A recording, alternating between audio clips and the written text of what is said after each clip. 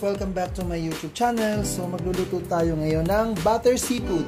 So guys, kung nakikita nyo sa inyong screen, ito yung ating mga ingredients. So meron tayong butter, then yung ating asin, then garlic, then yung ating lalagyan din natin ng siling haba, then yung onion, then yung ating luya, pampatanggal lansa. Then meron tayo ditong corn, and then yung ating Sprite, then ito yung ating pusit, hipon, at saka yung tahong. Ito yung tahong natin guys. Ayan, meron tayong tahong. Then yung ating crab. So yan guys, yan po yung ating sangkap sa ating gagawing butter seafood. So guys, meron lang tayo dyan sangkap. Ito lang yung ating gagawin. So guys, tara, samahan niyo ako at umpisahan na nating lutuin itong ating butter seafood. Yung aking version na simpleng version lang ng butter seafood. So guys, umpisahan na po natin. Guys, ang una po natin gagawin ay nagpainit muna ako ng tubig. Atin muna pong ilalagay yung ating mga ibang ingredients katulad ng mais. So ilalagay na natin dyan yung mais. So yan muna yung una nating pakukuluin.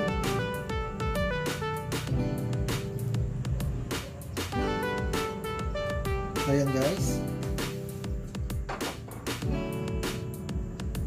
Then ilalagyan natin ng asin.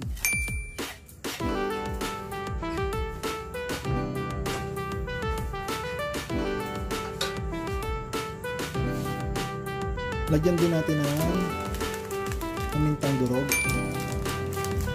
Yan yung magiging broth natin mamaya. So hayaan lang natin kumulo.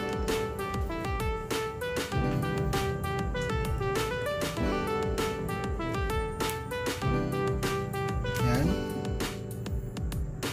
Ayan guys, dahil kumukulo na yung pinakuluan nating mais, next natin ilalagay natin pakukuluan yung ating crab. So meron tayo guys na 3 crab.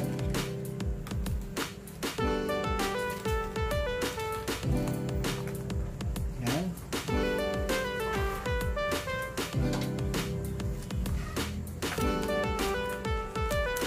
Pakukuluan lang natin din yan.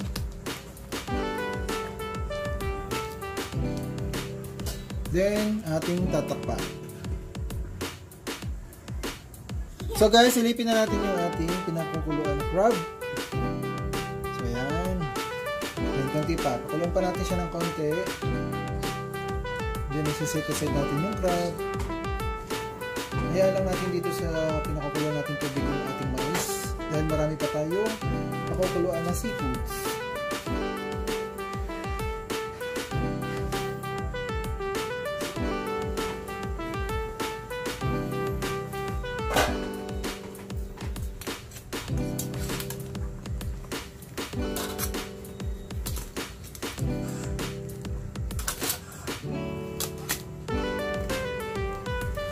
Ayan guys, tinanggal muna natin yung crab. Then ang next natin ilalagay is yung ating hipon naman. Ayan. Pakukuluan lang din natin yan.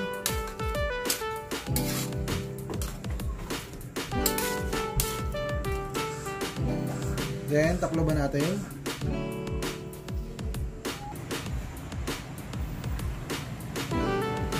So guys, ito yung ating food. Pwede na natin tanggalin.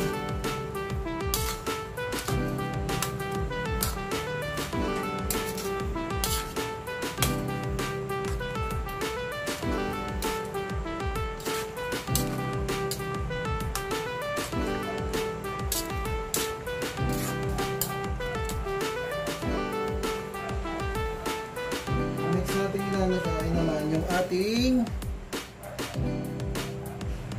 tahong.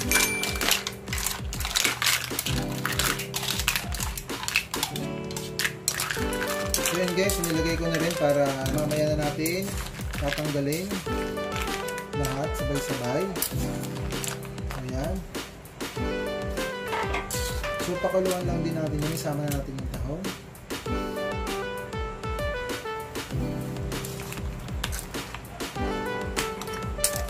Then yung ating pusit na maliliit.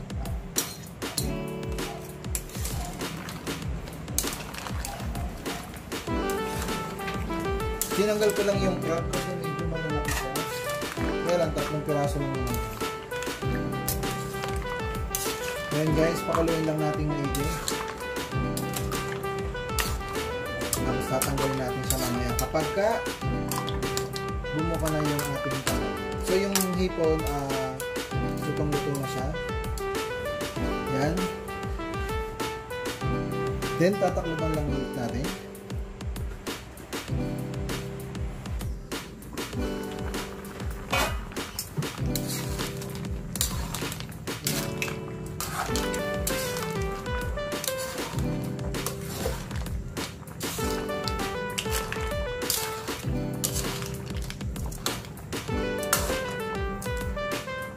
Guys, isi-set aside na natin siya dahil luto na siya. Guys, tatanggalin muna natin. Lipat lang natin dito.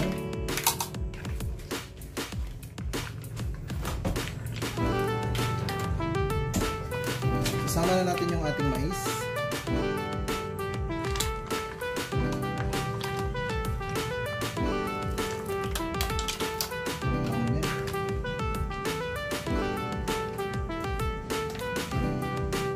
So guys, yan yung pong natanggal natin, yung ating pinakuluan. Then gagawa na po tayo ng ating sauce and then isasama natin siya sa ating sauce na gagawin.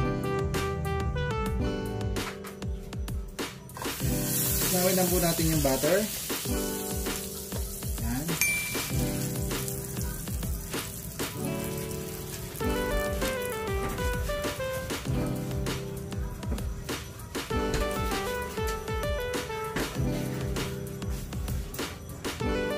Habang tinutunaw natin yung ating butter, lalagay na natin itong ating kwan. Then, haluin lang natin.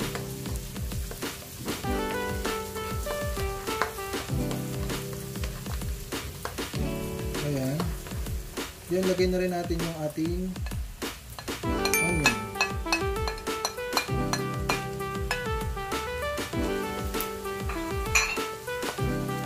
Pagkalagay ng ating onion, haluin lang din natin, ganyan, hanggang sa mag-golden brown.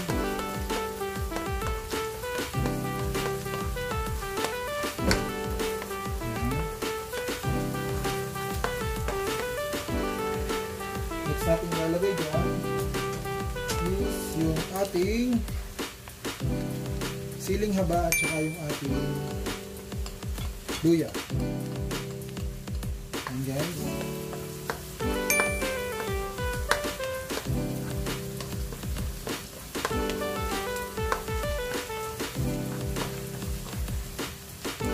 next,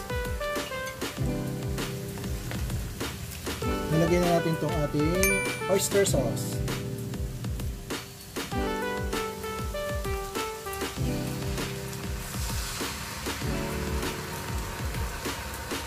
So, pagkalagay natin ito, haluin lang natin.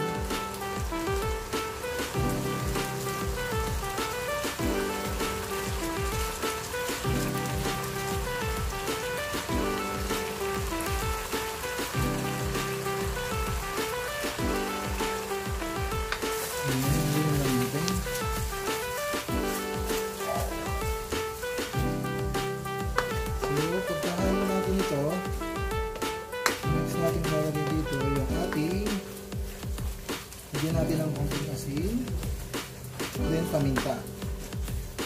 Haluin lang natin yan. Ayan guys.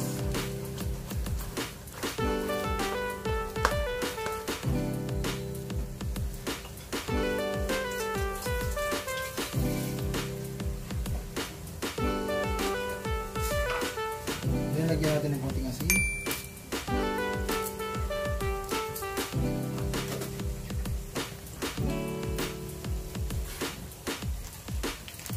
Then konting paminta. Kunti lang kasi malalaki ito.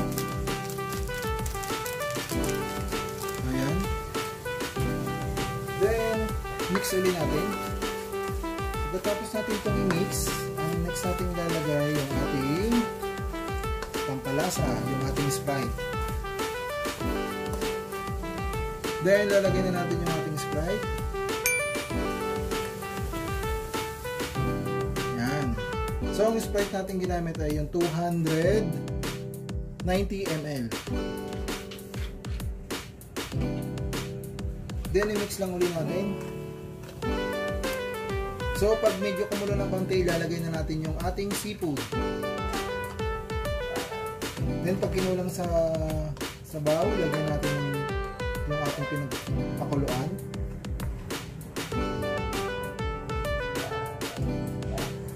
Yan, medyo kumukulo na konti. Then, lalagyan na natin yung ating crab.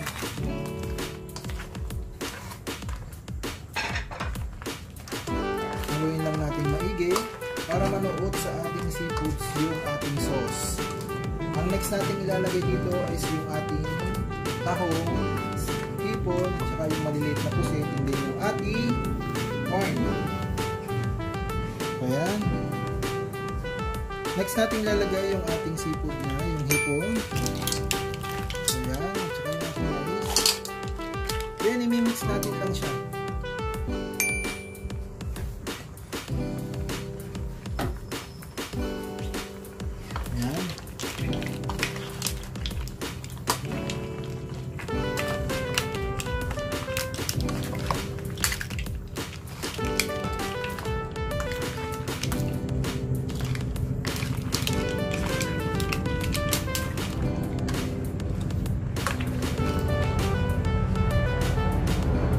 Guys, tatakpan muna natin. Hindi pa kukuloyin lang natin siya hanggang sa medyo matuyo ng konti. Ayan guys, kumukulo-kulo na po siya. Then, lalagyan natin siya ng cornstarch.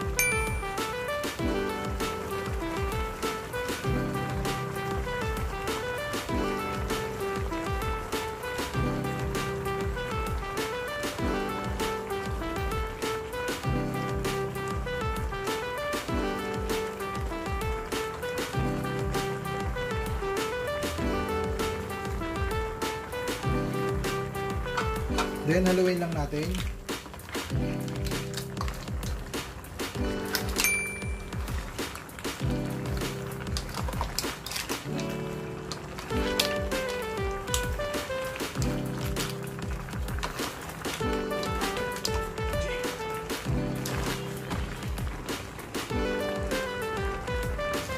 Guys, malapit na pong maluto ang ating butter seafood. Konting pakulo na lang at atin ang isi-serve para sa ating pananghalian.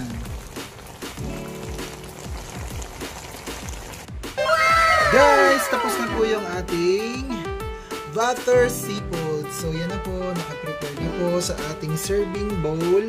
So, pwede na po natin kainin yan para sa ating lunch. So, yan guys. Thank you guys sa mga nanonood ng aking video. Sana po support tayo at higit sa lahat ay ingat po tayo lagi. So guys, dito na po nagtatapos ang video natin for today. Ang ating butter seafood.